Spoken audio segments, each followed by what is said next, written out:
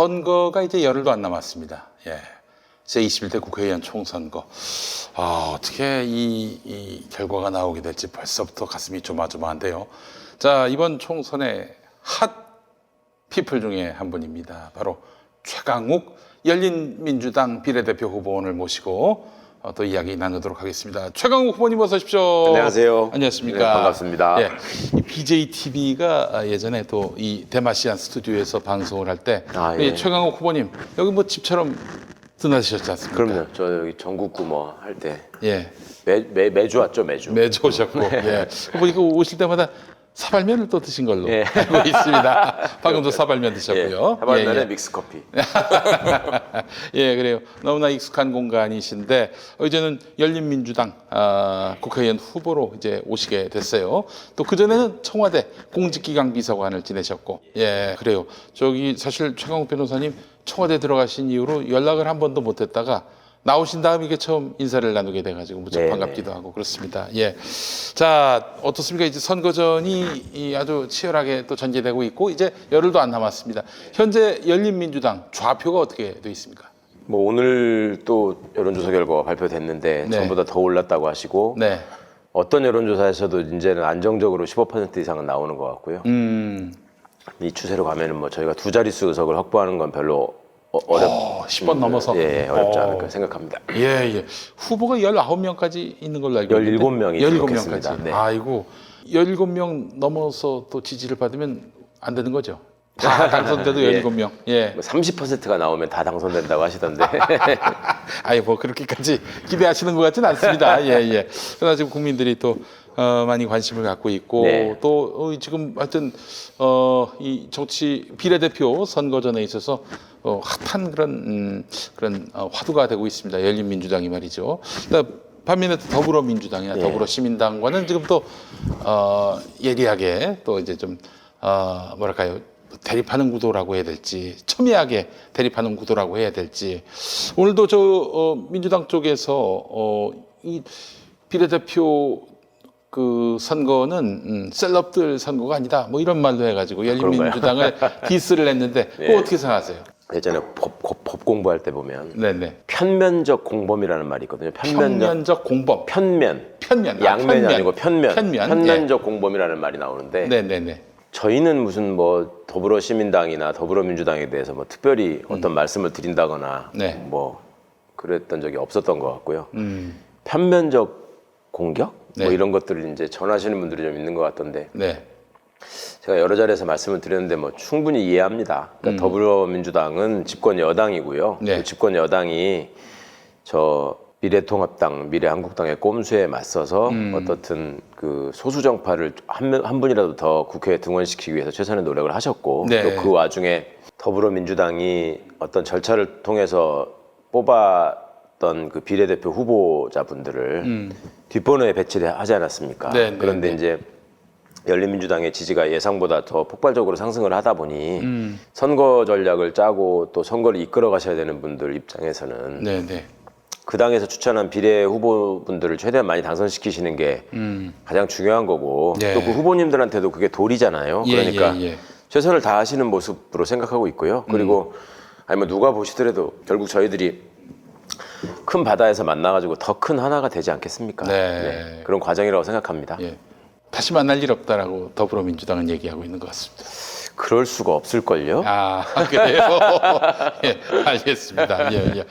자, 오늘 저희 방송은 뭐 그동안 최강욱 후보자님 인터뷰는 많이 보셨을 겁니다. 저기 경쟁력이 많이 떨어지는 이동영 TV도 나오셔서, 예. 뭐 저희가 같은 질문을 해봐야 뭐 의미가 없을 것 같고, 오늘 아예 라이브, 김용민 TV 이 라이브, 예, 그 질문을 올려주시면 제가 이 수렴을 해가지고 이걸 또 최강욱 후보님께 여쭤보는 방식으로 진행을 할까 합니다. 제가 좀 자문자답 좀 하면 안 돼요? 그것도 좋습니다. 그간에 그거 좋습니다. 한 군데서도 저한테 이렇게 안 물어보신 얘기가 있는데 좋습니다. 예. 제 얼굴을 보면은 맨날 생각나는 질문이 다 고정돼 있으신가 봐요. 근데 예. 제가 그래도 18개월 동안 대통령님 모시고 청와대에 있었잖아요. 그러면 좋습니다. 네, 그렇게 하시죠, 그럼. 그 그러면 안에서 하나만 여쭙고 예. 가겠습니다. 지금 사실 오늘 인터넷에서 가장 핫한 이슈기도 한데 네. 예그람님이 올리셨어요. 검찰의 선거 전 정치 공작 조만간 터질 것 같은데 뭐 아시는 바가 있으신지 뭐 대비책을 마련해야 되는 것인지 궁금합니다라고 말씀하셨습니다. 선거 공작을 준비했던 건 사실인 것 같고요. 아 그래요? 총선 네. 선거 공작? 네, 오. 그거는 채널A 기자의 예. 그런 편지나 네. 또 그 친구가 이제 그 피고인 쪽, 그러니까 갇혀 계신 수감자 쪽을 협박하면서 말씀하신 부분들을 봐도 네. 예, 예. 뭐 여실히 드러나지 않습니까? 네. 그리고 검찰하고 채널A를 우리라고 표현하잖아요. 우리가 맘먹으면 못할 게 없다. 그리고 글쎄 말이에요. 예. 네, 채널A가 취재하면 뭐 검찰이 절대 싫어하지 않는다. 네. 그리고 뭐 심지어 총장이 직접 관여할 것이니까 뭐 과도한 수사가 이루어질 것이다. 네. 당신이 협조하지 않으면 그런 불이익을 당할 것이다. 이런 얘기들을 계속 했잖아요. 네, 네. 그리고 그 시기는 3월을 넘기면 안 된다는 얘기도 했었고, 네. 그 다음에 3말 4초쯤. 예. 그 다음에 유시민 이사장을 치게 되면 총선 후에 친문 세력은 몰락할 것이다. 네네네. 그런 얘기를 했지 않습니까? 예.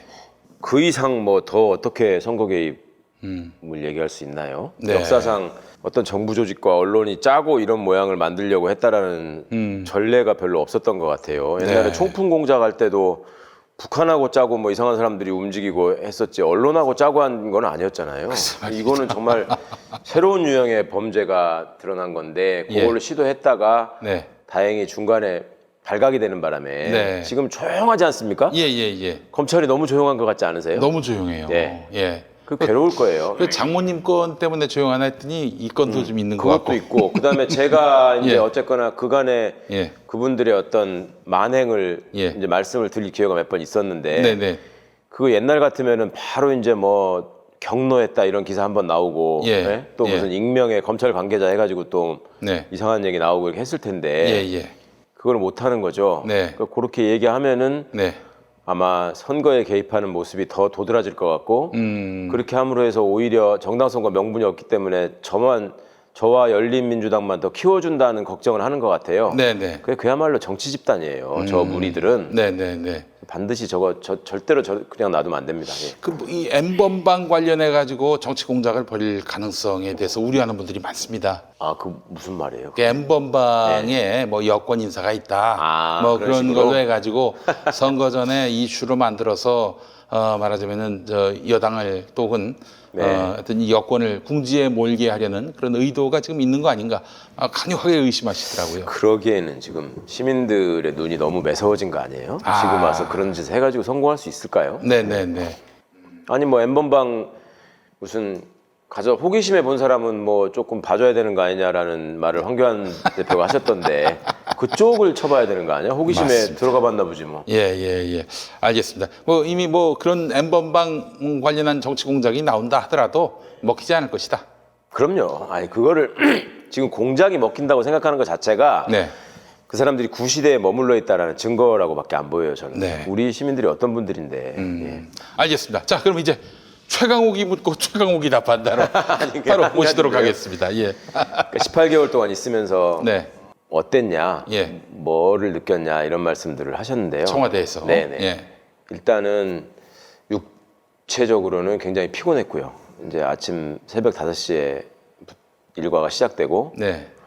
그다음에 이제 밤에 아무리 빨라도 한 9시쯤 끝나고 그러면 집에 가면 한 10시 뭐 이런 식의 일이 있었는데 그 18개월 동안에 이제 제가 제일 아쉬웠던 거는 답답한 거였어요. 답답한 거. 근데 뭐가 답답한지 알 것 같아요. 그간에는 이제 제가 아는 것도 별로 없는데 여기저기 다니면서 많이 떠들었잖아요. 예. 우리 뭐 유튜브, 팟캐스트 저 지상파 할 거 없이 많이 얘기를 하고 네네.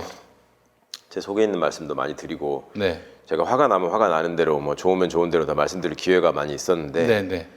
이제 공직자가 되니까 그게 안 되잖아요. 그런데 청와대에 있으니까 또 아는 거는 되게 많아요. 아는 거는 되게 많고 그 꼼수 쓰고 거짓말하고 이상한 일 하고 하는 게 다 보이거든요. 아하. 근데 이제 언론은 또 그런 특정 세력이나 정치 집단하고 결탁을 해가지고 얘기를 이상하게 비틀어서 만들어 가잖아요. 그렇죠. 그런 얘기들을 우리 이제 김용민 PD님이나 또 우리 저 이동영 작가나 예. 김어준 총수나 이런 분들이 뭐 효과적으로 다 살펴주시고 하지만 그래도 속속들이 알지는 못하시거든요. 그렇죠. 그러니까 제 입장에서는 그게 너무 답답했었고 이게 에피소드인데 중간에 유시민 이사장님께서 이제 알릴레오를 런칭하시겠다고 네. 그 알려졌었어요. 예. 제가 2018년 9월부터 청와대에 있었는데 네. 그거 얼마 안 돼가지고 그 말씀하시길래 제가 우리 저기 비서관 회의하는 데서 네. 유시민 선배님은 진짜 컨텐츠도 많고 뛰어나신 분인데 네. 한 가지 단점이 있다면 약간 재미가 없다. 그래서 내가 나가서 누구 다른 분하고 하면 훨씬 잘할 수 있는데 네. 그러면서 제가 이름도 내가 지어놨다. 네. 알릴레오보다는 제가 가서 방송을 하면 나는 시블레오라고 하겠다. 그래서 이 온갖 꼼수 부리고 나쁜 사람들을 정말 네. 좀 어떻게 알리고 싶다는 말씀을 드린 적이 있었는데 예. 여튼 하여튼 거기 있으면서 제 나름의 어떤 원칙을 지켜야 되기 때문에 다른 언론인 분들이나 네. 우리 또 김 PD님 같이 소중한 분들한테도 제대로 연락도 못 드리고 하는 에이, 상황들이 말씀을요? 너무 답답했습니다. 예, 그리고 예, 이제 보람이라면 예. 그 18개월 동안 정말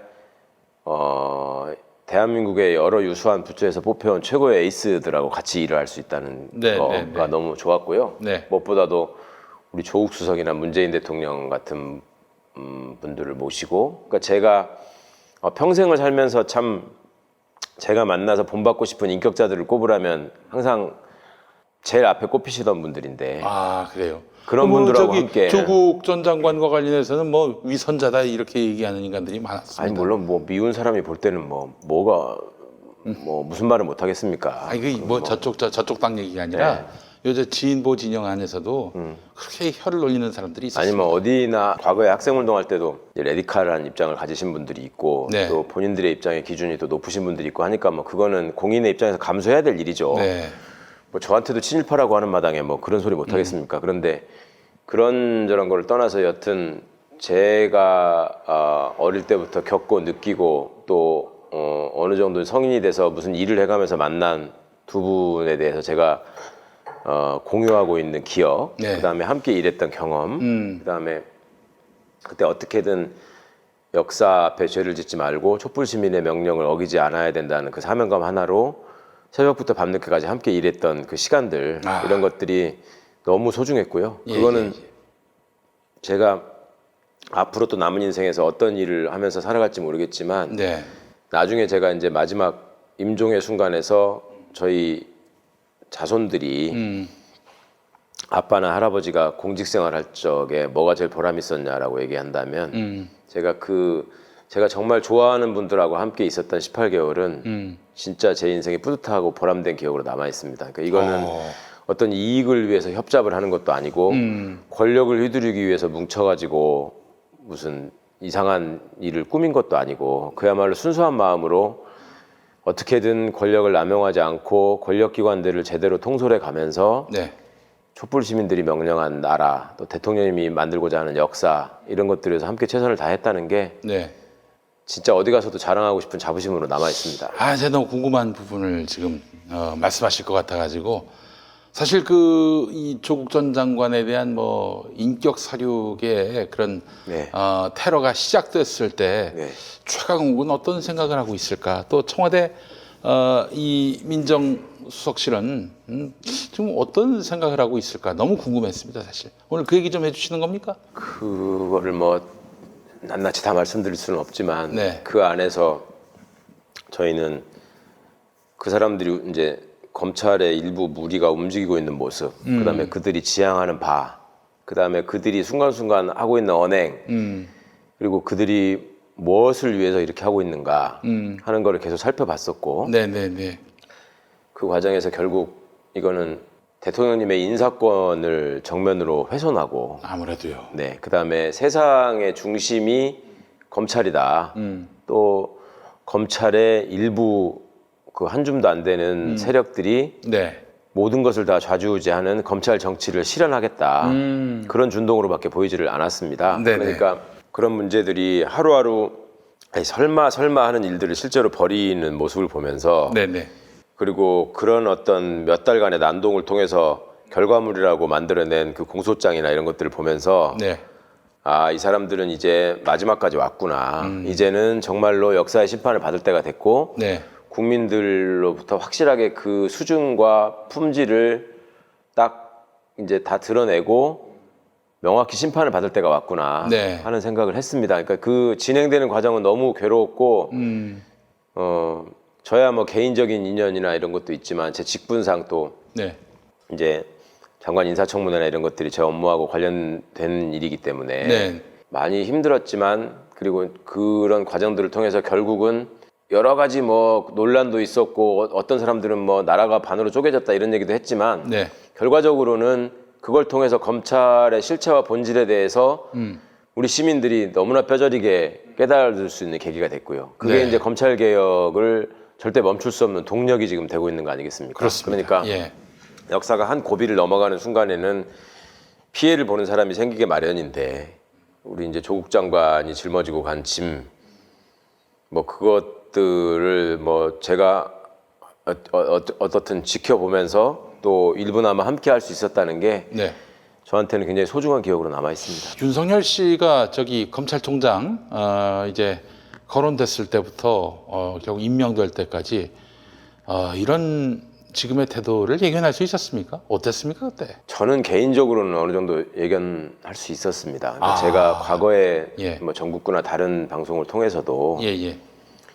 이분은 어떤 역사의식을 가진 진정한 민주주의나 개혁주의자가 아니라 검찰이 지상 최고의 조직이라고 생각하는 사람이다. 그래서 제가 과거에 그런 비유를 했었거든요. 난세에 영웅이 난다는 말이 있는데 네네. 저는 세상이 혼란해지면 하늘이 그 세상을 좀 바로잡기 위해서 영웅들을 내려보낸다라는 말로 이해를 하고 있었는데 네. 윤석열 씨가 영웅이 돼가는 과정을 지켜보니까 세상이 혼란해지면 멀쩡하던 사람들이 다 이상해지니까 그냥 자기 자리를 지키고 있던 사람이 어느 순간에 영웅이 되는구나 이런 생각이 든다는 말씀을 제가 드렸거든요. 네. 딱 그 모습이고요. 그 다음에 그간에 이제 이분을 포함한 일종의 그 검찰의 일부 세력들이 보여왔던 모습은 검찰의 이익을 위해서라면 어떤 것도 마다하지 않는, 그러니까 자기네 검찰총장도 망신을 주고 쳐낸 사람들입니다. 그렇죠. 예. 그렇죠. 그리고 스스로의 입장에서는 대통령 2명을 구속하고 대법원장까지 구속한 마당에 네. 누가 우리한테 맞설 수 있느냐.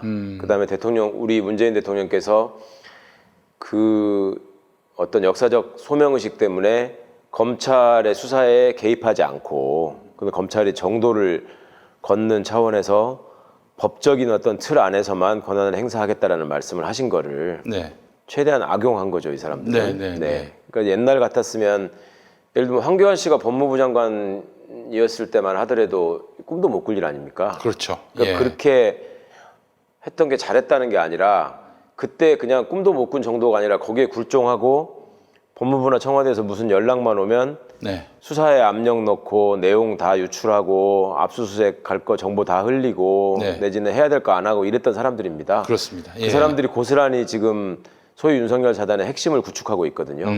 그런 사람들이 상황이 바뀌니까 마치 무슨 검찰의 독립성과 중립성을 최앞장서서 지켜내는 순교자인 것처럼 행세하는 게 네. 너무 역겨웠고요. 예. 그런 어떤 이 사람들의 본질에 대해서는 제가 반드시 알려야 되겠다. 네, 그런 생각을 했던 겁니다. 아, 그래요. 아, 저는 그 참 가장 안타까웠던 게 뭐냐면은 그 부산대 의전원인가요? 거기 네. 처음 압수수색했을 때 박상기 법무부 장관에게 사전 보고도 없이 이렇게 바로 질른 거 아니겠습니까? 네.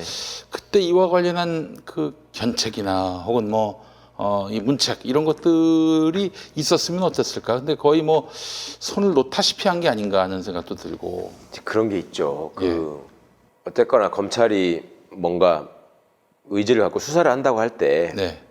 그거를 대통령이나 장관이 자의적인 판단으로 하지 마라라고 할 수는 없는 겁니다. 그거는 네. 법적으로 예. 또 맞지 않는 것이고 네. 단 촛불 시민이 기대하고 명령했던 검찰의 모습은 과거에 그렇게 무소불위로 조폭 집단처럼 행동하는 그리고 한 사람의 인생과 한 사람의 가족을 파멸시켜가면서까지 난도질하는 그런 모습은 아니었잖아요. 적어도 이 사람들이 뭔가 이루고자 하는 가치가 있고 그 올바름을 위해서 권력의 부당한 압력에 굴하지 않고 최선을 다해서 진실을 밝히고 네. 또 증거에 따라서 정의를 세워가는 이런 모습을 기대한 것인데 적어도 조국 전 장관에 대한 수사에 있어서는 그런 모습을 전혀 보이지 않았죠. 그러니까 최초에는 본인들끼리 모여 앉아서 해석한 아주 이상한 그림을 그려놓고 네.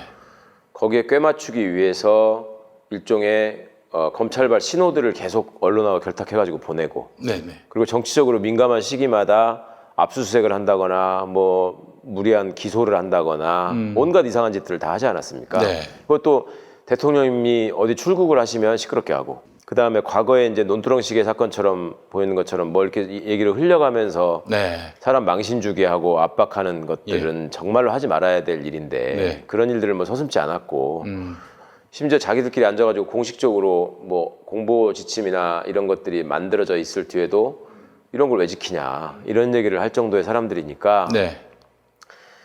지금에 와가지고 이런 본질들이 낱낱이 다 드러날 수밖에 없는 상황이 된 거고요. 그 중간에 왜 법무부 장관이나 민정수석이 후려치지 않았냐. 네, 이거는 네. 어찌 보면 과거로 돌아가자는 얘기가 될 수 있어서 그 촛불 시민들은 그런 거 하지 말라고 지금 문재인 정부를 세우신 거잖아요. 네. 그러니까 이 사람들이 하는 일은 결국은 심판을 받게 될 것이고요. 그거는 또 그 정해진 절차대로 가는 것이지. 네. 네. 그 순간에 바로 뭐 이 사람을 징계하고 뭐 바로 잘라버리고 이거는 긴 역사에서 볼 때는 네. 네, 이렇게 아, 근데 이제 뭐 그렇게 보시는 분도 있고, 이렇게 변칙과 반칙을 일삼으면서 말하자면 대통령에 대해서 네. 칼을 겨누고 있는 이런 양상, 하극상의 상황이 네, 네. 너무 방치되는 것도 문제 아닌가 어느 정도. 물론이죠. 그래서 역사의 심판을 받을 거고요. 그래서 저희 열린민주당의 지지율이 이렇게 폭발하고 있는 거고요. 아, 그래요. 네. 그래서 저 같은 사람이 이렇게 와서 맘 놓고 떠드는 거 아니겠습니까? 예. 아, 이렇게 맘 놓고 떠들고 또 검찰을 바로 세우기 위해서 그럼 정치에 투신했다 이렇게 이해를 해도 되겠습니까? 이제는 차례가 왔습니다. 이제 너희 차례입니다. 그동안에 그렇게 이제 어떤 신뢰나 호의를 저버리고 마음껏 막무가내로 망나니처럼 행동을 한 결과가 네. 이제 결국 어느 정도 결과물로 나와 있으니 이제는 책임지고 감당해야 될 때가 온 거죠. 네. 제가 그 일을 하겠습니다. 아, 어떻게 하시게요? 잘해야죠. 아, 예. 생각보다 저 사람들에 대해서 제가 더 많이 알게 됐고요. 본인들이 상상하지 못하는 지점을 제가 많이 알고 있기 때문에 지금 아마 이 방송을 보고 있다면 그 몇몇 사람들은 아마 마음속이 편치 않을 겁니다. 그간에 보였던 당신들의 언행, 그다음에 니들이 보였던 그 기고만장한 태도와 공작 이런 것들 절대 내가 잊지 않고 제 네. 목숨이 다하는 날까지 어이구. 국민 여러분들께 알리고 어떻게든 그 대가를 치르게 하겠습니다. 아, 그래요. 그 카드가 많다 이 말씀인 겁니까? 예, 뭐 차차 말씀드리겠습니다. 차차. 예. 조금만 좀 흔적이라도 희미하게. 예를 들어서 여러분들이 생각하시기에 예. 그래도 대한민국의 공직자인데 네. 그렇게까지는 안 했을 거야라고 생각하시는 어떤 선이 있을 거예요. 그렇죠. 네, 그 선을 마구잡이로 넘어다니는 사람들입니다. 아, 그래요? 네, 우리 저 검찰총장님도 그 경우라고 해야 되는 건지. 당연하죠. 거기 대장인데. 아, 그래요?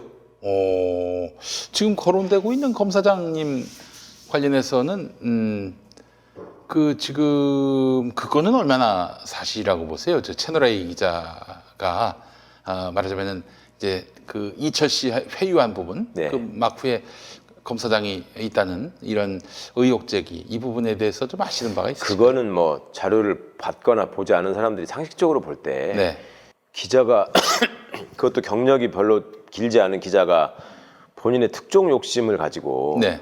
그렇게 집요하게 수감자한테 매달리고 네. 협박을 하고 또 검찰을 거론하고 녹음 파일을 들러주고 그렇게 할 수 있을까요? 그 상식적으로 있을 수 없는 일이잖아요. 든든한 든든한 뒷배가 뒷배를- 있지 않으면은 할 수 그럼요. 없는 일이다. 네. 아. 그건 뭐 명백한 거 아니겠습니까? 예. 국회 들어가시면 뭐 이와 관련해서 뭐 좀 꺼내실 게 있으신 것 같습니다. 이거는 뭐 형사 처벌도 당연히 있어야 될 것이고 그게 미진하면 뭐 국정감사든 국정조사든 특검을 통해서라도 반드시 진상이 규명돼야 할 일입니다. 지금 언론들이 애써 외면하는 이 모습을 보십시오. 이게 대한민국이 세계가 부러워하는 민주주의를 성취하고 우리 네. 문재인 대통령을 보유한 나라인데 네. 이 나라에서 지금 언론들이 보이는 행태를 보십시오. 다른 거 다 떠나서 취재 기자가 취재원을 상대로 추가 수사를 언급하면서 압박한 거는 명백한 팩트 아닙니까? 네네. 그런 사실에 대해서 지금 대한민국 언론이 어떤 태도를 취하고 있는지 한번 보십시오. 무슨 제보자를 음해한다거나 네. 무슨 이상한 모양을 만들어 가지고 그 한번 벗어나 보려고 발버둥을 치는 것 같은데. 이 난국에서 한번 헤어나와 보려고. 네, 아니면 뭐 아예 쌩까는 작전을 쓰더라고요. 네, 아예 네, 모르는 네. 척하는. 예, 예. 이게 있을 수 있는 일이냐고요. 아까 저희가 초반에 말씀드린 것처럼 네. 헌정사상 정말 상상할 수 없는 일이 총선을 앞두고 벌어지려고 했던 거잖아요. 네, 그리고 그렇죠. 그 증거가 나왔고 그 증언을 하신 분이 무엇보다도 확실하고 당당한 자세로 지금 말씀을 하는 거 아닙니까? 네. 그렇게 자신 있으면 녹취록을 깔아 이렇게 얘기하고 있잖아요. 네네. 아무런 대응도 하지 못하면서 네네네. 예, 이거를 그대로 언론이 그냥 묵인하고 있다. 이거야말로 검언유착의 증거죠. 네. 많이 하시는 것 같네요, 보니까. 많이 하시는 것 같아요. 예, 알겠습니다. 우리 아까 말씀하신 내용을 좀 유추해 보면은 윤석열 검찰총장도 그 일종의 그 넘어서는 안 될 선을 넘은 개인 비리가 있다. 이렇게 제가 또 아니요, 뭐 유추해도 꼭 되겠습니다. 개인 비리로 한정하지는 마시고요. 예. 공직자로서 하지 말아야 할 그 사실 더 큰 죄 아닙니까? 하지 말아야 할 일, 예. 해서는 안 됐어야 할 말, 예. 그다음에 보여주지 말았어야 할 태도, 그다음에 무엇보다도 검찰총장으로서 절대 어기지 말았어야 할 법, 규정, 네. 뭐 이런 것들이 너무 많았기 때문에 네. 본인이 다 잘 알고 있을 겁니다. 그래요. 만약에 가서 국회 가서 그걸 문제 삼는다면은 아니 그 공직기관 비서관 때 알았을 정보일 텐데 그 여기 와서 까면은 그 직무상 그 비밀을 지켜야 될 그런 의무를 그 훼손하는 거 아니냐? 또 이렇게 반격이 들어올 가능성은 그거는 없습니까? 공직기관 비서관의 업무하고는 관련이 없고요. 관계 공직기관 없습니까? 비서관은 예. 청와대 내부 직원들에 대한 감찰하고 예. 그다음에 인사검증, 네. 예, 고위 공직자로 임명되실 분들에 대한 인사검증을 하는 것이고 그 외 여타 제가 한 사람의 공무원으로서 거기서 보고 듣고 경험한 바는 네. 국가공무원법에 보면 공무원은 범죄 사실을 인지한 때에는 반드시 네. 고발하도록 돼 있습니다. 네, 네, 그러니까 네. 그 정신을 살려서 네. 제가 무엇보다도 이 중요한 엄중한 역사적 순간에 그들이 보였던 모습에 대해서는 네. 주권자들께 보고를 드리고 네. 그에 합당한 책임을 지우게 하는 게 제 공직자로서의 책임이라고 생각합니다. 그 직무상 그 비밀을 유지해야 되는 것과는 상관이 없다. 네, 예. 예. 알겠습니다. 예. 그래요. 이 열린민주당의 국회의원 이제 후보로 나서시게 됐는데 갑자기 그 이제 출마 선언을 하시게 돼가지고 많이들 놀랐습니다. 사실. 그러게요. 갑자기 진짜. 예. 제가 사실은 갑자기 사직 소식이 들리셨을 거고. 네. 그로부터 또 한참 있다가 또 갑자기 또 출마한다는 얘기를 들어서 많이 놀라셨을 테고 또 네, 많이 네. 물어보시는데요. 예. 다시 한번 말씀드리지만 제가 3월 16일 새벽에 페이스북에다가 제 사직의 변을 올리면서 네.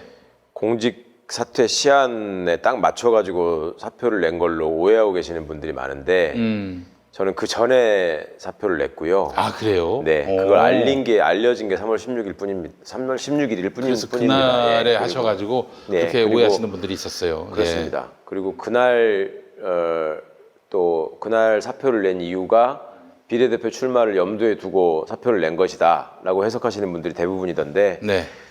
그래서 과거의 관행이나 과거 정부의 모습에 의하면 뭐 그렇게 해석하시는 것도 무리가 아니라고 생각합니다. 그는 진짜 맹세코 근데 저는 그런 상황은 아니었고요. 또 네. 제가 그런 상황에서 그런 결심한 게 아니라는 거를 청와대 안에 있는 분들, 밖에 있는 분들 여러 많은 분들이 알고 계십니다. 그러니까 이거는 제가 어떤 상황에 와도 떳떳하게 그 상황을 증언해 주실 수 있는 분들이 많이 있기 때문에 제가 자신 있게 말씀을 드리고요. 네.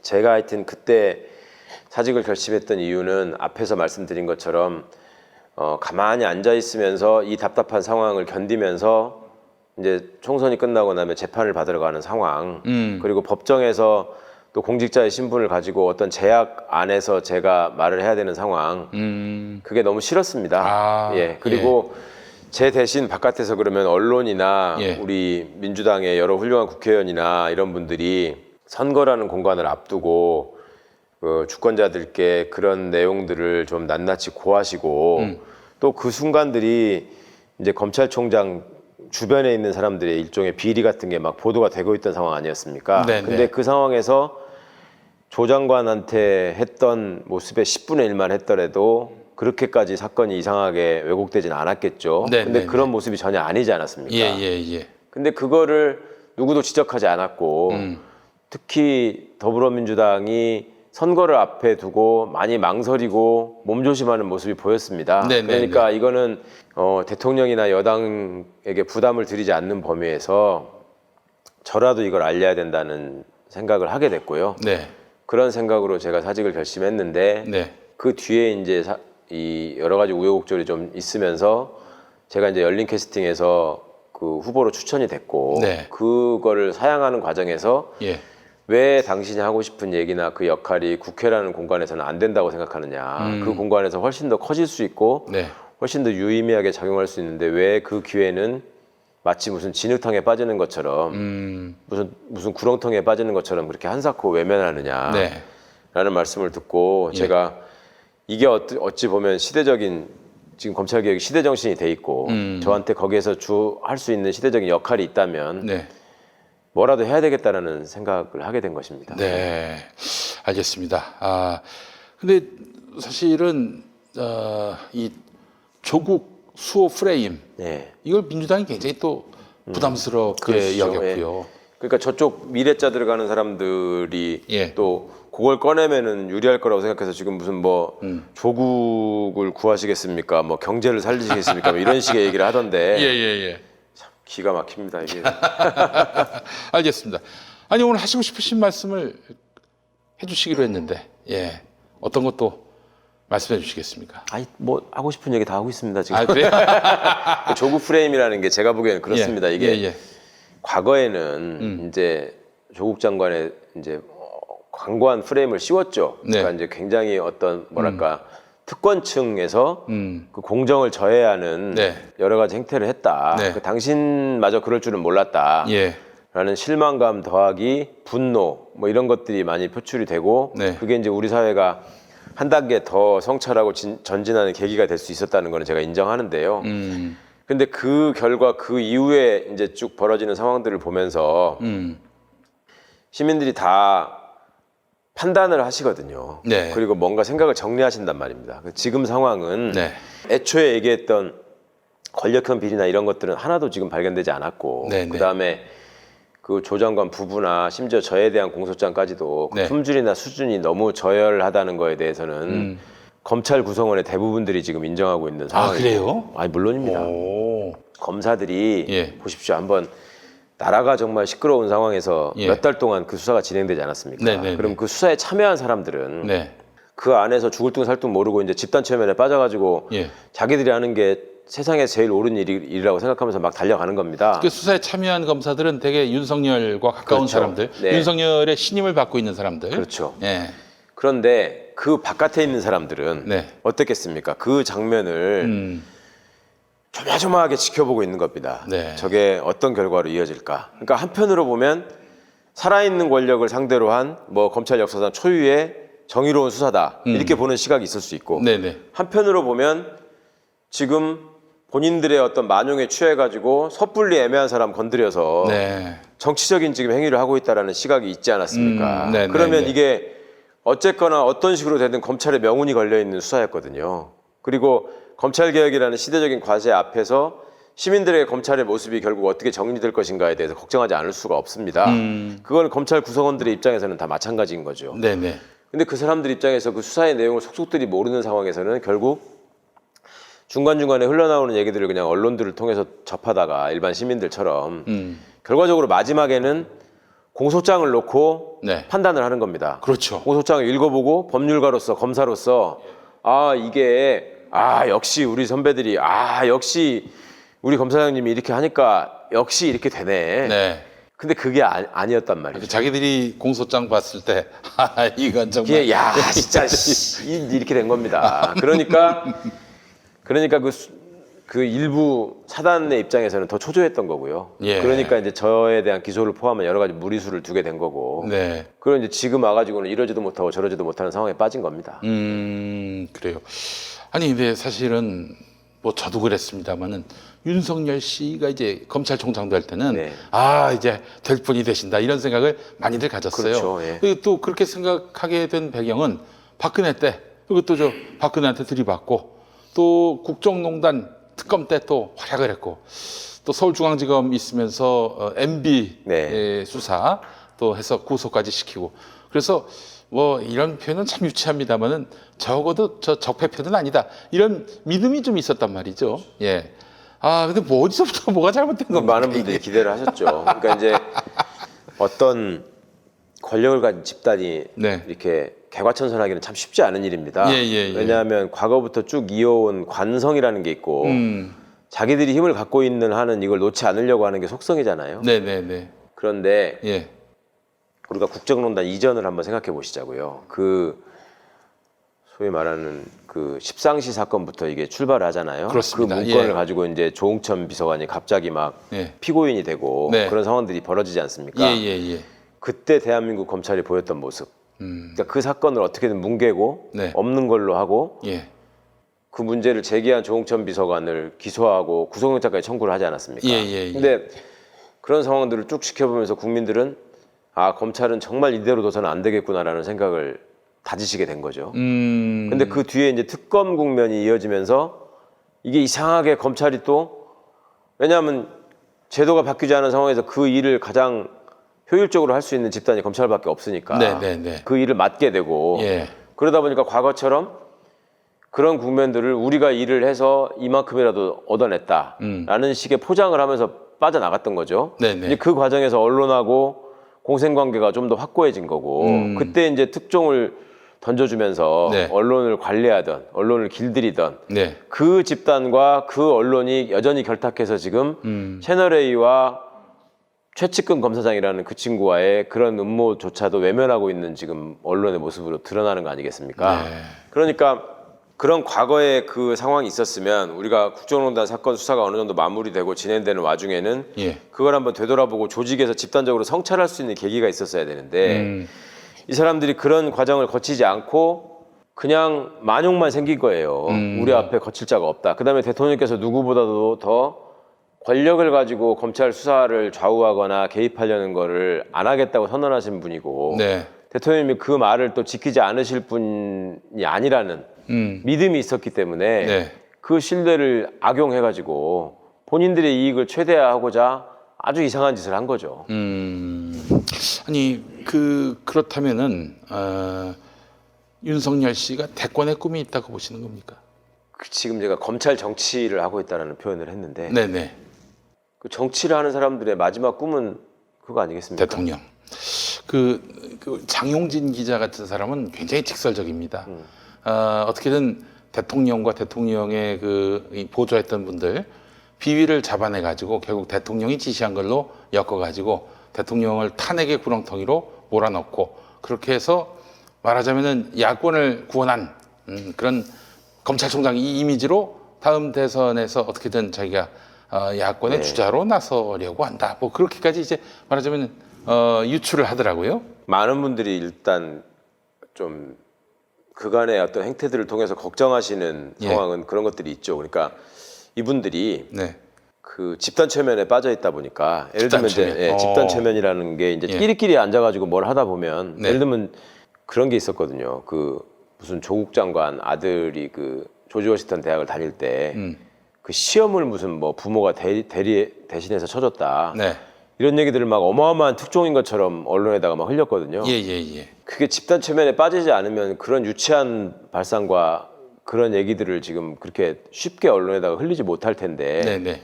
언론이건 검찰이건 다 집단 최면에 빠져 있다 보니까 그런 이상한 짓을 한 겁니다. 예. 그런데 그 과정에서 이 사람들이 지금 무슨 생각을 하냐면 네. 스스로 자기들이 무슨 굉장히 그 앞서서 싸우는 무슨 정의로운 전사라는 착각들을 하고 있고요. 그 정의로운 전사들이 지키고자 하는 게 결국 검찰의 이익이라고 하는 것을 국민들이 다 알고 있는데 다 모를 거라고 아직도 착각하고 있고 그 다음에 언론하고만 결탁을 하면 다 감춰질 수 있다고 또 믿고 있는 것 같습니다. 그리고 그걸 통해서 이 사람들이 뇌내망상으로 지금 만들어낸 모습은 제가 울산 사건 공소장을 보면서 많이 느낀 건데 거기다가 이제 대통령님을 수십 차례 언급해놨잖아요. 글쎄 말이에요. 어떤 정부에서든지 그 권력을 가지고 선거에 개입하려는 욕망을 실현하고자 하는 욕구가 있을 것이고 그것들을 또 배후에서 조종하는 사람들이 최순실 같은 사람들이 있을 것이고 예. 그런 사람들을 찾아내서 사람들한테 알리게 되면 국민들은 또 검찰에다가 환호를 할 것이고 네. 그리고 그런 것들이 바탕이 되면 지금의 여당이든 야당이든 여권이든 야권이든 한 무더기로 다 썩었다. 그런 모습으로 국민들한테 각인이 되고 네. 그러면 우리가 믿고 의지할 때는 저 정의로운 검사들밖에 없다라는 네. 모양의 그림이 그려지기를 원했던 것 같아요. 그러니까 고위직에 있는 검사들이 하서는 말아야 될 짓인데 뭐 그 보수 일간지의 사주를 만나러 다닌다거나 윤석열이 그랬잖아요. 그 다음에 무슨 끼리끼리 모여가지고 뭐 점을 보러 다닌다거나. 아 그래요? 예, 아주 검사들이? 이상한 짓들을 옛날부터 이제 검사들이 점 보는 짓을 많이 했어요. 지들끼리 이제 그런 게 전에 한번 말씀드린 적이 있었는데 그 재미교포 중에 네. 그 점 잘 보신다고 유명한 할머니가 한 분 계세요. 네. 그분이 시즌이 되면 서초동에 와가지고 한정식 집 쪽에다가 이렇게 방을 딱 차리고 앉아 계십니다. 네네.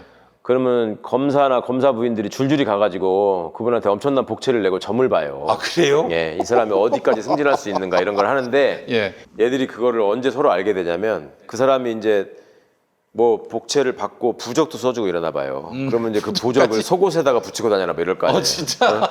그러면 지들끼리 골프 치러 갔다가 골프장에서 만나서 옷 갈아입다가 부적을 서로 보는 거야. 너 누구 갔다 왔냐? 뭐 이런 짓을 하는데 그때까지는 이제 본인의 영달, 본인의 출세가 어디까지인가 또 그걸 위해서 이제 그런 짓들을 했다면 네. 최근에 벌어지고 있는 일은 그보다 훨씬 더 유치한 짓들을 많이 하고 다녔습니다. 그러니까 그러저러한 것들을 종합해 보면 이런 어떤 그 이상한 착각에 빠져 있는 집단은 얼마든지 허황된 꿈을 꿀 수 있는 것이고 그게 아까 김 PD님께서 걱정하시던 네. 대권이라는 진짜 완전히 황당한 꿈까지도 배제할 사람들이 아니다. 그러네요. 네, 그런 추정을 해볼 수 있는 거죠. 어휴, 내가 잘하면 대권에도 이룰 수 있겠다라고 판단하는 그런 분이 있다면 그분도 부적을 아마 갖고 다니지 않겠나 네, 그런 추정을 해보게 되는데 뭐 누구라고 제가 특정한 건 아닙니다. 또기님이 이 질문을 하셨어요. 거기 용합니까? 이렇게 이용하냐고 물어보신 분도 계시고. 예. 그 다들 거기 보러 가니까 예. 그 중에 10명 중에 2~3명은 승진할 거 아니에요. 예. 그러니까 용하다고 자꾸 소문이 나겠지. 한 20%는 용하다 이렇게 보면 되겠네요. 아 알겠습니다. 정말 골 때리는 분들이 많이 계시네요. 보니까. 예. 그러니까 그런 거를 좀 생각하셔야 돼요, 여러분. 예. 지금도 많이 아셨다고 하지만 네. 그래도 누가 검사라고 하면 괜히 주눅 들고 괜히 겁나고 이러신 게 있잖아요. 네네. 제가 여러 번 말씀드리지만 네. 그러실 필요가 없습니다. 그냥 일반적으로 착한 검사들이 상당히 많고요. 네. 그 친구들은 그야말로 공무원으로서의 직분에 충실하고자 하루하루 출근 퇴근 5분이라도 늦게 하고 상사한테 혼나지 않고 네. 퇴근해서 좀 일찍 집에 가서 식구들하고 하루를 보내고 싶은 이런 생각을 갖고 있는 친구들이 많습니다. 그리고 그래도 배운 게 있으니까 억울한 사람 만들지 말고 내가 검사로서의 사명에 충실해야 된다고 생각하는 사람들이 많습니다. 네. 그런데 그 한 줌도 안 되는 무리들이 그 사람들의 어떤 헌신을 바탕으로 해서 자기들의 욕망을 실현하기 위해서 조직을 망가뜨리고 있기 때문에 문제인 거고요. 네, 그다음에 네, 네. 선거가 끝난 다음에 더 확실히 아시게 되겠지만 네. 이미 대부분의 검사는 네. 지금 그 한 사람을 중심으로 한 그 이상한 무리들을 마음속에서 이미 버리고 정리하고 있습니다. 아, 그러니까 그래요? 이 사람들이 더 이상 시끄럽게 못하는 거예요. 아 그런 면이 있군요. 네. 그러니까 사실은 저기 추미애 장관이 검찰 인사를 했을 때 뭐 난 줄사표를 낼 줄 알았어요. 네네네. 뭐 전혀 그 검찰 인사는 그야말로 원칙에 맞춰서 형평에 맞춰서 정기 그동안은 인사를 한 거거든요. 특수통이 다 그냥 싹쓸이를 냈었는데 그럼요, 네. 분배를 제대로 해가지고 네. 검찰 내 말하자면 인사의 공정성을 또 기하는 측면이 있었기 그렇습니다. 때문에 네, 네. 또 검찰 내부에서도 평판이 좋았던 걸로 알고 있고요. 네. 예. 명백합니다, 그거는. 그 미래통합당 후보로 결국 나가게 된 김웅 검사 빼고. 네. 예. 그 친구도 알겠습니다. 참. 예. 아니 그 우리 애청자 한 분은 한 가지 부탁드리자면 홍지민님 렉서스를 파시면 안 되겠습니까? 많은 분들이 그 걱정을 하시더라고요. 네. 저야 뭐라고 말씀을 하든 그거 갖고 헐뜯을 사람들은 얼마든지 있는 거니까. 네네네. 그 제가 근데 한번 판단해 주십시오. 그거를 지금 30만 킬로미터를 제가 타고 싶었는데 30만 킬로미터예요? 현재 20만 킬로 탔거든요. 예. 30만 킬로까지는 탈 수 있을 거라고 생각을 하고 타고 다니던 중고차였는데 네.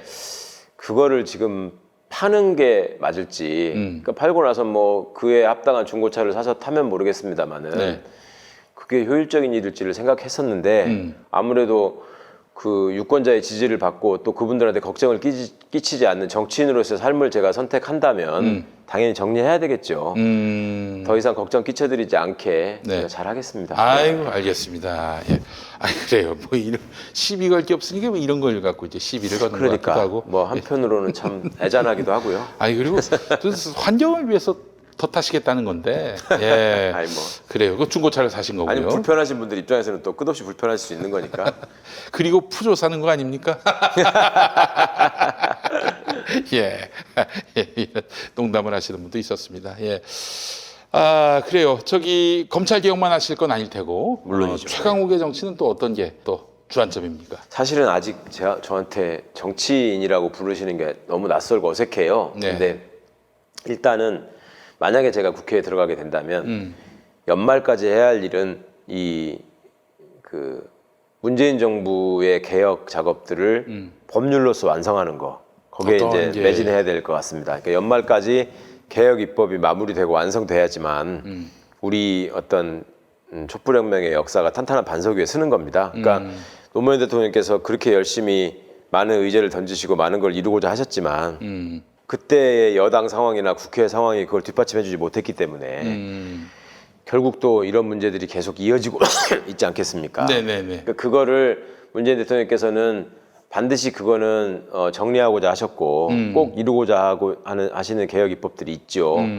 그게 금년 말까지는 꼭 마무리가 돼야 합니다. 왜냐하면 내년부터는 또 이제 대선 국면이죠? 네, 대선 예. 국면이 시작될 수 있고 예. 그렇게 되면 또 흐트러지기 때문에 대우가 지금 금년에는 최대한 그 일을 해야 될 것 같고요.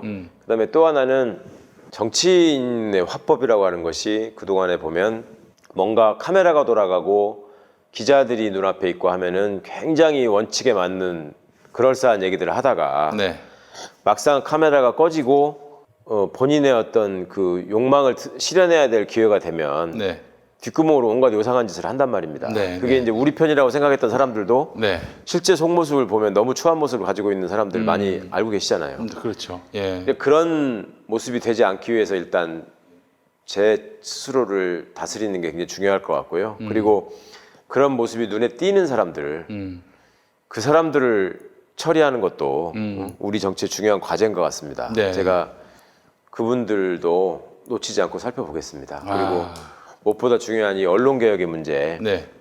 사실은 언론개혁과 관련한 공약을 저희가 몇 가지 말씀을 드렸는데 네. 우리 김의겸 후보님한테 중견 언론인들이 엄청나게 항의를 한다는 거예요. 평소엔 오보방지법을 도와주지도 않으면서. 오보방지법을 당신이 얘기하면 어떡하냐? 예. 징벌적 손해배상 제도를 공약으로 얘기하면 어떡하냐? 그게 왜 그렇겠습니까? 앞으로도 계속 그렇게 하겠다는 얘기가 바탕에 있지 않으면 그렇죠. 예, 예, 할 수 없는 얘기 아니에요. 예, 그리고 예, 예. 한편으로는 니들이 정치를 하겠다고 나선 이상 언론에다가 척지고 언론을 개혁하겠다고 하는 마당에 더 이상 생명이 길지 않을 것이다라는 어떤 자신감도 있을 거예요. 정치인들이 제일 두려워하는 게 언론에 집중 포화를 맞는 거잖아요. 그렇죠, 그리고 아무래도. 어떤 상황이 되면 또 요상한 거 붙잡고 막 꼬투리를 잡아서 막 이렇게 넓히려고 하잖아요. 렉서스. 네, 이렇게 그거 가지고 그 몇 개 보수 신문이 무슨 짓을 했습니까? 네. 그렇지만 결국 안 먹히잖아요. 예. 그러니까 그거 말고라도 뭔가 이상한 짓을 하려고 할 텐데 어떻든 저희는 뭐 평생 국회의원 하겠다는 생각을 가진 사람이 이렇게 없습니다. 그러니까 국회의원 뭐 3선 제안하겠다 이런 공약도 말씀드리고 했는데 네네. 여하튼 언론의 부당한 압력에 굴하지 않는 국회의원의 모습, 네. 그런 정당의 모습 네. 그런 것도 우리 헌정사상 좀 필요하지 않을까 그렇게 생각합니다. 네, 알겠습니다. 최강욱의 정치는 이러할 것이다 말씀하셨고 정말 앞으로도 언론이 지속적으로 못 살게 굴 것이 너무나 확실해 보이고요. 예, 시청자분들께서도 좀 많이 예. 관심을 가져주시고요. 예. 뭐 함께 또 슬퍼할 때는 슬퍼해 주시고 함께 싸울 때는 또 함께 싸워주시고. 그럼요. 예. 그래주시면 이게 좋겠습니다. 사실은 열린민주당의 바람이라면은 뭐 싸울 때 뭐 매사에 싸울 수는 없는 거고 물론이죠. 네. 싸울 때는 제대로 싸우는 그런 민주당의 모습을 사실 기대하신 분들이 많았었는데 네. 아니 좀 싸우려고 하면은 조국 수 프레임이다 해가지고 또 이렇게 걱정을 하고 또 그렇게 해서 배제를 하고 이런 일들이 너무 많은데 그거에 대한 또 어떤 그런 반작용이 아니겠나 하는 생각을 해봐요. 예. 그 국민들께서 기대하는 여당의 모습은 국정을 안정적으로 운영하면서 네. 개혁 과제를 완성하는 게 최우선일 거고요. 네. 그렇지만 사사건건 말도 안 되는 이유로 그 발목을 잡는 그 수구 세력의 무리들 네. 그거에 대해서는 또 단호하게 음. 잘라주시고 또 호통을 치시고 이런 모습을 기대하셨을 텐데 네네. 그게 좀 부족하다 보니까 저희 열린민주당에 대해서 이렇게 폭발적인 성원을 보내주시는 거 아니겠습니까? 저희가 국민들이 추천하시고 국민들이 공천하셔서 순번을 받고 또 그 결과로 국민들의 지지를 받아서 국회의원이 될지 모르는 사람들이기 때문에 그 뜻을 배신하지 않도록 하여튼 저희가 있는 동안에 어떻게든 최선을 다하자고 계속 날마다 거의 합숙하다시피 하면서 다짐을 하고 있습니다. 네. 지켜봐 주십시오. 예, 그래요. 좀 너무 안타까운 부분이 그렇다면은 저는 이렇게 뭐 지금 열린민주당하고 불가피하게 경쟁이 벌어지는 상황이라면은 이런 좋은 정치로 열린민주당과 차별되는 지점에서 이런 정치로 저희가 마음을 얻겠습니다. 이렇게 나가는 것이 훨씬 좋지 않았겠나 하는 생각이 드는데 민주당의 서자다 이런 얘기가 나오는 거는 그렇게 좀 바람직하지 않다. 그리고 또 효자라고 또 맞대응하셨는데 그래요. 이거 뭐 선거 전까지만 볼 수 있는 풍경이다. 이렇게 말씀하셨어요. 예. 그리고 유권자분들께서도 예. 너무 그렇게 네가 옳다 내가 옳다 좀 갈라져서 싸우시지 않았으면 좋겠습니다. 제가 전에도 말씀드렸지만 그 미래를 참칭하면서 과거로 돌아가고자 끊임없이 노력하는 사람들의 입장에서는 네. 우리 편이 갈라져서 싸우는 게 제일 행복한 겁니다. 즐겁고 저 사람들이 네. 보기에는 예. 왜 그런 상황을 만드십니까? 그리고 선거 때가 되면 다 이성적인 판단보다는 네. 감성적으로 우리 편을 지지해서 우리 편을 최대한 당선시키고 최대한 살리고 싶고 그런 것인데 그런 모습들이 가급적이면 상대방을 배려하고 존중하는 모습으로 표출이 되셨으면 참 좋겠고요. 네.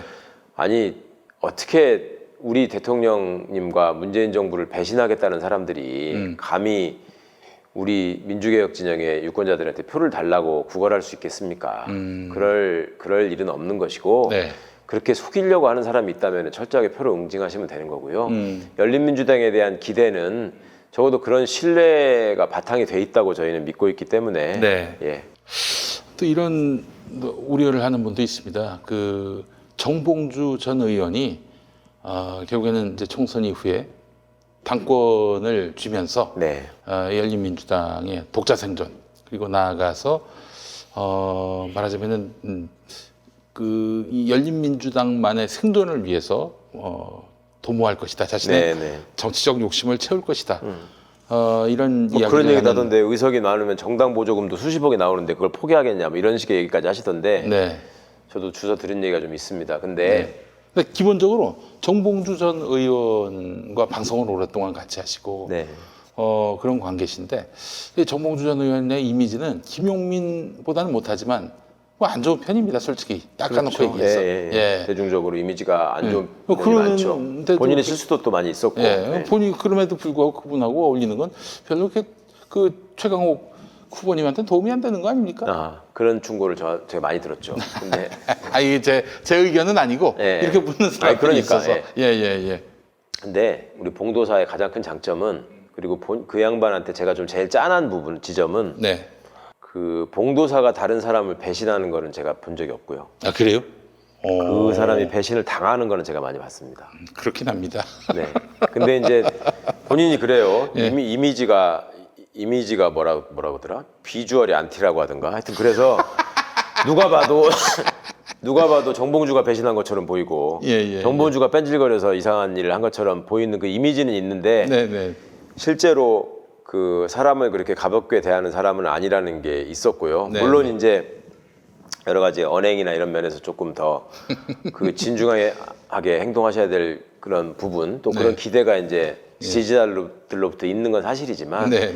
그분이 어떤 자신의 욕심을 앞세워 가지고 예전 정당에서 이제 자꾸 제가 검찰도 예전 프레임을 자꾸 내세우면서 권력이 검찰을 압박하려고 한다는 식으로 언론을 동원해 가지고 일부 시민들한테 어필하고 있는 측면이 있는데 정당도 말입니다. 예. 예전에 비례대표라고 하는 거는 과거에 전국구라 그랬잖아요. 네, 그게 네, 이제 네. 총재한테 돈 갖다 주고 순번 얻는 라는 소리를 많이 듣지 않았습니까? 그렇지. 돈전자에서 전국. 네, 예. 돈전자라는 소리. 그다음에 예. 이제 비례대표로 바뀐 뒤에도 도대체 비례대표 순번이 어떻게 정해지는 건지 알지를 못하잖아요. 네네.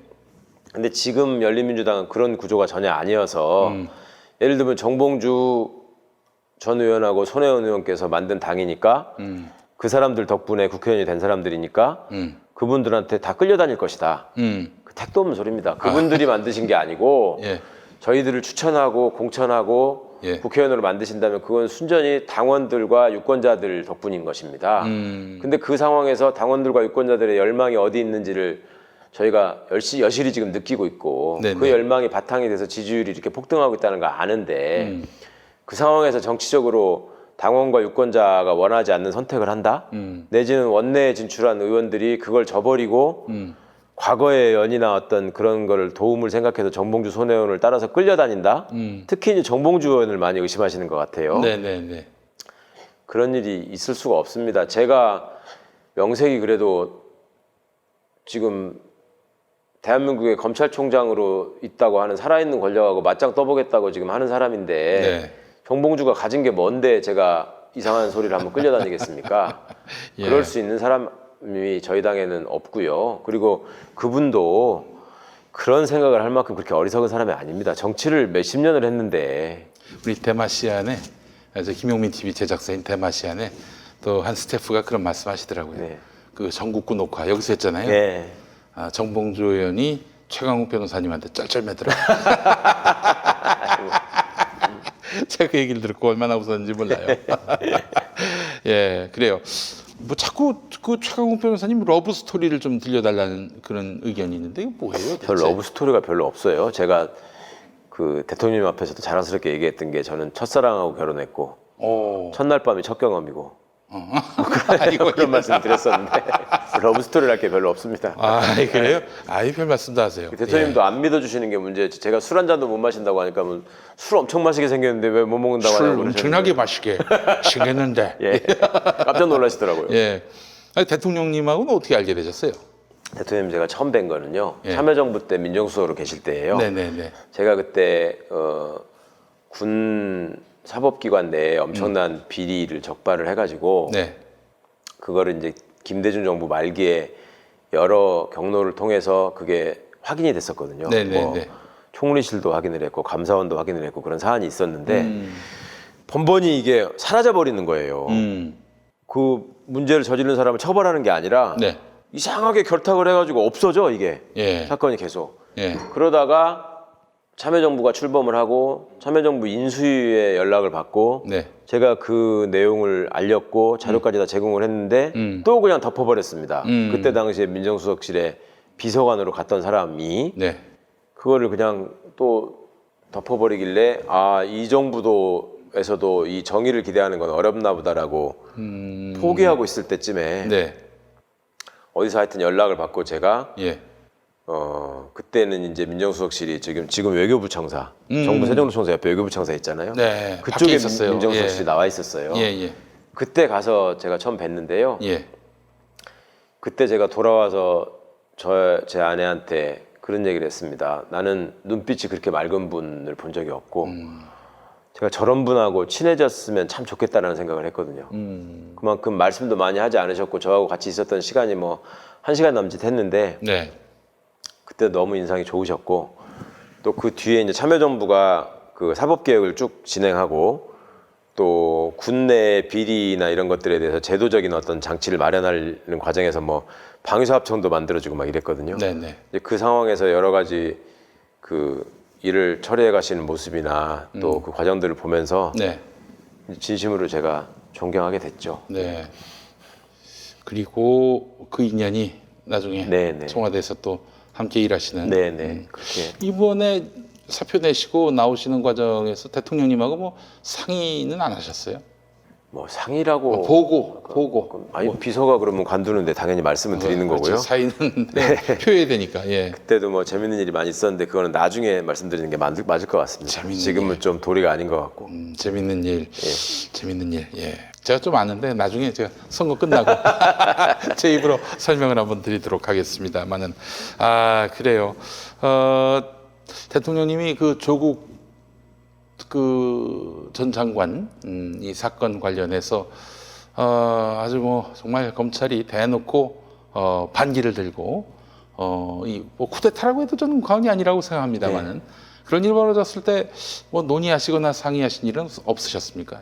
일과 관련해서 아무래도 무관하지 않은 지금 업무를 담당하고 계셨을 어떤 테니까요. 이제 조국 장관의 사안을 놓고 논의했다기보다는 그 사건은 벌어지고 있는 일이고 그러면 국민 여러분들한테 이 검찰 개혁이라는 지상 과제를 또 문재인 정부의 최우선 과제를 그 지금 검찰 개혁이 지금 말하자면은 중대한 바리게이트를 만났어요. 그렇죠. 예. 그러니까 그거를 어떻게 그 장애물들을 제거해 가면서 목표점까지 갈 수 있는가 네. 그거를 계속 고민을 했죠. 네. 그 과정에서 이제 여러 가지 논의가 있었고 네.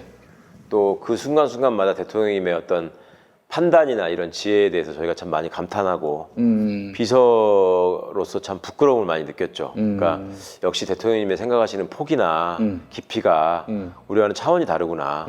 이제 그런 점들이 사람이 어떤 사람한테 이렇게 그 능력이 붙여가지고 모멸감을 당하는 경우가 많이 있거든요. 그렇죠. 근데 우리 대통령님은 그런 순간 상황이 아니고 네.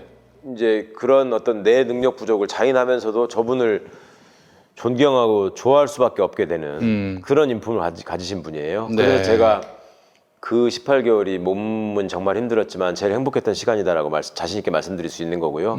이거는 제가 장담하건대 네. 지난 이명박 박근혜 정권을 거치면서 청와대에 있었던 사람들은 절대로 느낄 수 없는 소중한 경험이라고 제가 말씀드립니다. 그때 네, 있었던 사람들은 다 예. 이익을 위해서 뭉친 사람들이었고 어떻게 하면 권력을 한치라도 더 얻어서 네. 한치라도 더 껐덕거리고 다닐까 네.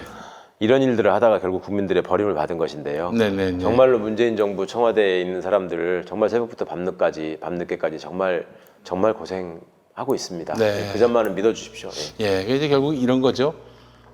정말 너무 분노가 치미는 일이지만 대통령께서는 초인적인 평정심을 갖고 그렇죠. 사안을 원칙대로 네. 이제 풀어나갔다. 네. 이 말씀을 하시는 거예요. 제가 늘 봤을 그런 때는. 말씀을 하세요. 예를 예. 들면 뭐 청와대에서 벌어지는 어떤 대책과 관련한 논의를 할 때마다 네.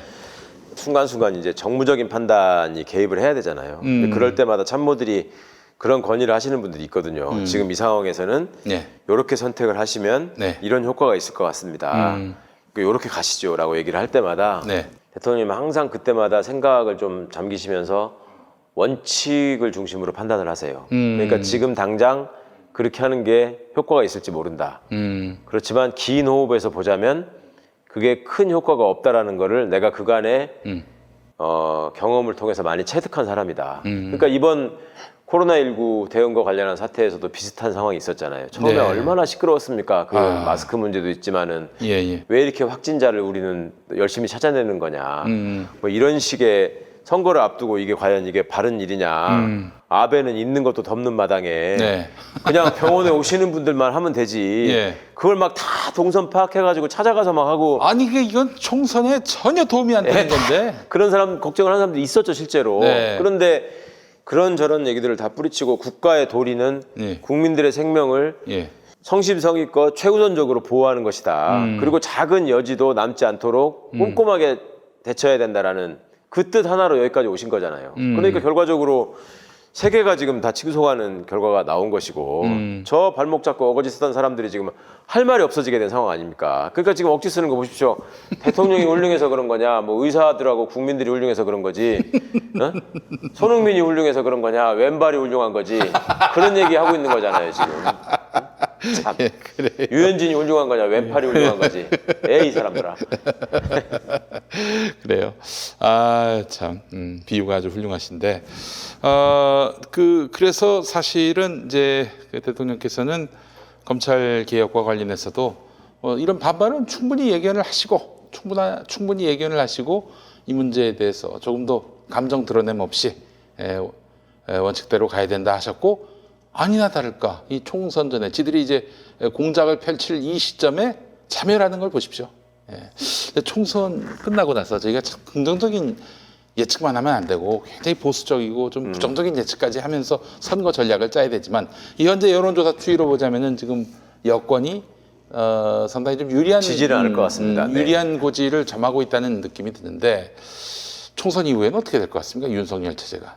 저는 이대로 만만하게 물러날 사람들은 아닐 거라는 생각도 들긴 하는데. 지금과 같은 태도로 있자면 버티지 못할 겁니다. 아, 버티지 네, 못합니까? 버티지 못할 것이고 예. 그 어떤 본인들의 불법이나 비리를 감출 수 있는 게 한계가 있거든요. 네네. 그리고 총선을 통해서 저희가 압도적인 지지를 얻고 승리를 하게 된다면 그 내부에 있는 정치 검사들이 무너지거든요.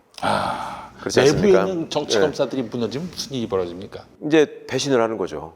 철저하게 정치적인 행동을 해오던 친구들이기 때문에 그 배신을 하게 되고 그러면 그 배신을 하는 사람들이 저게 진짜 우리 편인지 또 마음을 숨기고 또 이상한 행동을 하는 것인지 그거를 감별할 수 있는 능력은 제가 어느 정도 갖고 있습니다. 네. 그런 것들을 다 찾아낼 것이고 그 다음에 판별할 것이고 아, 그다음에 이제 그 일을 최강욱 후보가 하신다는 말씀입니까? 저는 그 지금 고위직에 있는 검사들 전원의 인사검증을 담당한 사람으로서 네. 그 사람들의 어떤 신상을 공개할 생각은 없습니다만 네. 그 사람들의 본질이 어떤 것이다라는 거는 제가 잘 알고 있습니다. 국민과 역사에 대한 진심이 있는 사람인지 정도는 알 수 있습니다. 그럼 그런 사람들로부터 국민들을 지켜야 되는 사명이 저희한테 있다고 생각하고요. 네. 그리고 그런 어떤 한 줌도 안 되는 무리들이 그 세력을 유지하기에는 이미 역사가 너무 발전했고 시민들의 눈이 또 많이 밝아져 있습니다. 네. 그리고 본인들이 그간에 그 무리한 만용을 부리면서 저질렀던 불법들이 너무 많기 때문에 그게 그렇게 쉽게 잊혀지지 않을 겁니다. 예. 그 검사들이 그 전에 황희석 후보가 그 저기 폭로했던 그 14명. 아, 명단 공개한 거. 그분들이 뭐 딱 그만큼만 있는 것도 아니고. 아, 14명은 네, 당연히 그 사람들이 들어갑니까? 그 사람들이 뭐 100% 거기 딱 맞는 것도 아니고. 그거는 차차 말씀드리겠습니다. 알겠습니다. 그건 이제 황희석 후보의 생각이고 네. 최강욱 후보의 또 검찰 개혁 방향은 또 따로 있다. 예, 알겠습니다. 자, 이제 거의 뭐 마무리할 시간이 다 됐는데요. 우리 청자분들과 또 열린민주당 지지자들 네. 또 이런 분들께 또 하실 말씀이 있으시면은 또 해주시고요. 네. 예. 이렇게 뵙게 돼서 너무 감사합니다. 반갑고요.